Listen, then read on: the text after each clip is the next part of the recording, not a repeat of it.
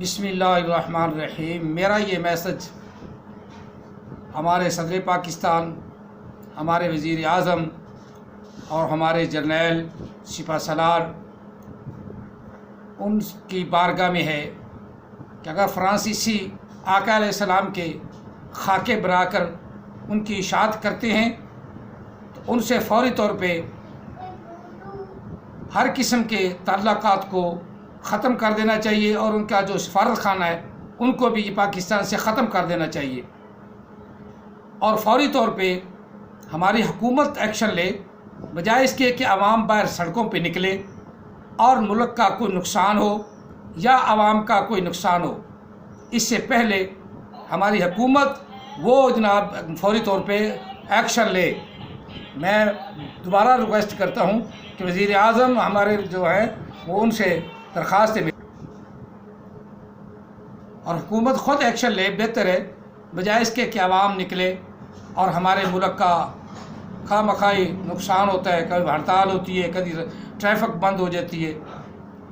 اور امید ہے کہ جو وزیر اعظم نے اعلان فرمایا ہے نا کہ یہ ریاست مدینہ ہے، اور ریاست مدینہ اسلام کی ہر طرح کی مدد کرے گی اور آقا علیہ الصلوۃ والسلام کے خاکوں کو اشاعت ہونے سے روکے گی۔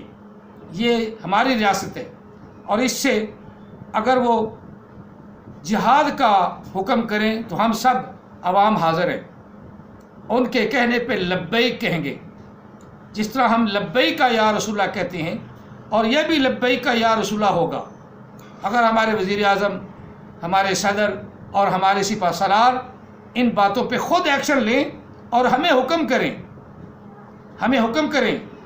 حضرت امام علی مقام امام حسین دین کی خاطر علی اصغر کا 6 مہینے کا بچہ قربان کروا سکتے ہیں، تو ہمارے بچے جو ہیں ان سے زیادہ افضل و اعلیٰ نہیں ہیں، ان کے قدموں کی خاک بھی نہیں ہے۔